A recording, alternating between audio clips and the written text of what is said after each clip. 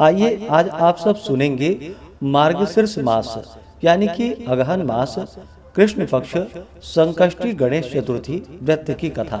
मार्गशीर्ष मास कृष्ण पक्ष की चतुर्थी को इसे गणाधीप चतुर्थी और संकटा चतुर्थी के नाम से भी जाना जाता है। इस दिन विशेष प्रकार से भगवान गणेश जी के गजानन स्वरूप के पूजन करने का विधान है। जो भी भक्त सच्ची श्रद्धा के साथ नियम और निष्ठा के साथ इस दिन व्रत को धारण करते हैं, भगवान गणेश जी का पूजन करते हैं, साथ में चौथ माता का पूजन करते हैं और फिर चंद्रोदय होने पर चंद्र देवता को अर्घ्य प्रदान करते हैं, व्रत में नियमों का पालन करते हैं, इससे भगवान गणेश जी अपने भक्तों के सभी प्रकार के दुख तथा संकटों को दूर कर देते हैं तथा इस व्रत के प्रभाव से शत्रुओं पर विजय की प्राप्ति होती है तथा सभी प्रकार के मनोकामनाओं की इस व्रत के प्रभाव से पूर्ति होती है। तो आइए सुनते हैं मार्गशीर्ष मास अगहन मास कृष्ण पक्ष संकष्टी चतुर्थी व्रत की कथा। तो बोलिए प्रेम से भगवान गणेश की जय। एक बार माता पार्वती जी ने भगवान गणेश जी से पूछा कि अगहन कृष्ण चतुर्थी जो कि संकटा कहलाती है, उस दिन किस गणेश की पूजा किस रीति से करनी चाहिए। गणेश जी ने उत्तर दिया कि हे हिमालय नंदिनी, अगहन में पूर्वोक्त रीति से गजानन नामक गणेश की पूजा करनी चाहिए। पूजन के बाद अर्घ्य देना चाहिए। दिन भर व्रत रहकर पूजन के बाद ब्राह्मण को भोजन कराकर जौ, तिल, चावल, चीनी और घृत का शाकला बनाकर हवन करावे तो वह अपने शत्रु को वशीभूत कर सकता है। इस संबंध में हम आपको एक प्राचीन इतिहास सुनाते हैं। प्राचीन काल में त्रेता युग में दशरथ नामक एक प्रतापी राजा हो चुके थे। वे राजा आखेट प्रिय थे। एक बार अनजाने में ही उन्होंने एक श्रवण कुमार नामक ब्राह्मण का आखेट यानी कि शिकार करने में वध कर दिया। उस ब्राह्मण के अंधे माँ बाप ने राजा को श्राप दिया कि जिस प्रकार हम लोग पुत्र शोक में मर रहे हैं, उसी भांति तुम्हारा भी पुत्र शोक में मरण होगा। इससे राजा को बहुत ही चिंता हुई। उन्होंने पुत्रेष्टि यज्ञ करवाया। फलस्वरूप जगदीश्वर भगवान विष्णु के रूप में भगवान राम ने अवतार धारण किया। भगवती लक्ष्मी जो कि जानकी के रूप में अवतरित हुई। पिता की आज्ञा पाकर भगवान राम सीता और लक्ष्मण के साथ वन में चले गए। वहां उन्होंने वन में खरदूषण राक्षसों का वध किया। इससे क्रोधित होकर लोगों को रुलाने वाला रावण नाम से विख्यात राक्षस, जिसने माता सीता का अपहरण कर लिया। सीता जी के वियोग में भगवान रामचंद्र ने पंचवटी का त्याग कर दिया और ऋषिमुख पर्वत पर पहुंचकर सुग्रीव के साथ मैत्री की। तत्पश्चात सीता जी की खोज में हनुमान आदि वानर तत्पर हुए। ढूंढते ढूंढते वानरों ने गिद्धराज संपाति को देखा। इन वानरों को देखकर संपाति ने पूछा कि तुम लोग कौन हो? इस वन में कैसे आए हो? तुम्हें किसने भेजा है? यहाँ पर तुम्हारा आने का कारण क्या है?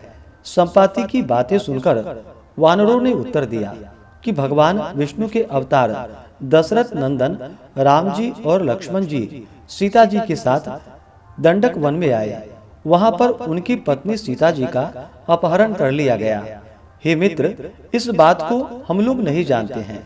उनकी बात सुनकर संपाति ने कहा कि तुम सब रामचंद्र के सेवक होने के नाते हमारे मित्र हो। जानकी जी का जिसने हरण किया है और वह जिस स्थान पर है वह मुझे मालूम है। सीता जी के लिए मेरा छोटा भाई जटायु अपने प्राण गंवा चुका है। श्री रामचंद्र के चरण कमल का स्मरण कर हमारे भाई ने अपना शरीर त्यागा है। यहाँ से थोड़ी ही दूर पर समुद्र है और समुद्र के उस पार राक्षस नगरी है। वहाँ अशोक के पेड़ के नीचे सीता जी बैठी हुई हैं। आप लोग देखिए, रावण द्वारा अपहृत सीता जी अभी भी मुझे दिखाई पड़ रही हैं। मैं आपसे सत्य कह रहा हूँ। सभी वानरों में हनुमान जी अत्यंत पराक्रमशाली हैं, अतः उन्हें वहाँ जाना चाहिए। केवल हनुमान जी ही अपने पराक्रम से समुद्र लंघन कर सकते हैं। अन्य कोई भी इस कार्य में सामर्थ्यवान नहीं है। संपाति की बात सुनकर हनुमान जी ने पूछा कि हे संपाति, दुस्तर समुद्र को मैं किस प्रकार पार कर सकता हूँ? हमारे जब वानर उस पार जाने में असमर्थ हैं, तो मैं ही अकेला कैसे पार जा सकता हूँ? हनुमान जी की बात सुनकर संपाति ने उत्तर दिया कि हे मित्र, आप संकट नाशक गणेश चतुर्थी का व्रत कीजिए। उस व्रत के प्रभाव से आप समुद्र को क्षण मात्र में पार कर लेंगे। संपाति के आदेश से संकष्टी चतुर्थी के उत्तम व्रत को हनुमान जी ने किया। हे देवी, इसके प्रभाव से वे क्षण भर में ही समुद्र को लांघ गए। इस लोक में इसके समान सुखदायक दूसरा कोई व्रत नहीं है।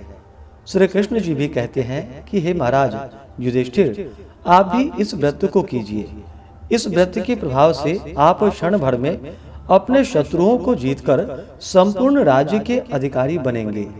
भगवान कृष्ण के वचन को सुनकर युधिष्ठिर ने गणेश चतुर्थी का व्रत किया। इस व्रत के प्रभाव से वे अपने शत्रुओं को जीतकर राज्य के अधिकारी बन गए। इस प्रकार से जो भी सच्ची श्रद्धा के साथ मार्गशीर्ष मास कृष्ण पक्ष की संकष्टी चतुर्थी का व्रत धारण करते हैं, तो उन्हें शत्रुओं पर विजय की प्राप्ति होती है तथा उनके सभी कार्य सिद्ध होते हैं। तो बोलिए प्रेम से भगवान गणेश की जय, चौथ माता की जय, सर्वदेवी देवता की जय। प्रत्येक माह के कृष्ण पक्ष और शुक्ल पक्ष की चतुर्थी तिथि के दिन भगवान गणेश की प्रसन्नता के लिए व्रत को धारण किया जाता है। कृष्ण पक्ष में पड़ने वाली चतुर्थी को संकष्टी चतुर्थी और शुक्ल पक्ष में पड़ने वाली चतुर्थी को विनायक चतुर्थी के नाम से जाना जाता है।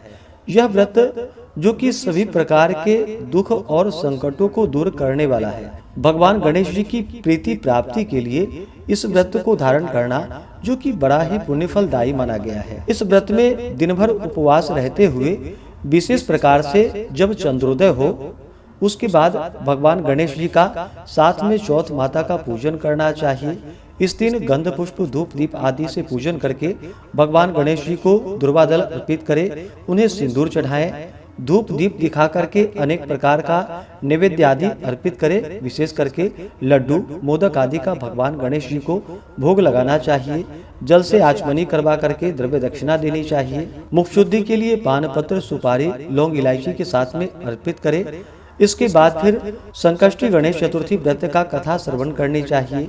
भगवान गणेश जी के अस्तोत्र चालीसा आदि का पाठ या श्रवण करनी चाहिए। भगवान की आरती करनी चाहिए और फिर चंद्र देवता को कच्चे दूध का या जल का अर्घ्य प्रदान करने के बाद धूप दीप आदि से पूजन करके चंद्र देवता से भगवान गणेश से और चौथ माता से अपने व्रत की पूर्णता के लिए प्रार्थना करनी चाहिए। इसके बाद यह व्रत पूर्ण माना जाता है। इस प्रकार जो भी व्रत को धारण करते हैं तो भगवान गणेश जी उनके सभी प्रकार के दुख और संकटों को दूर कर देते हैं तथा सुख और समृद्धि का आशीर्वाद प्रदान करते हैं।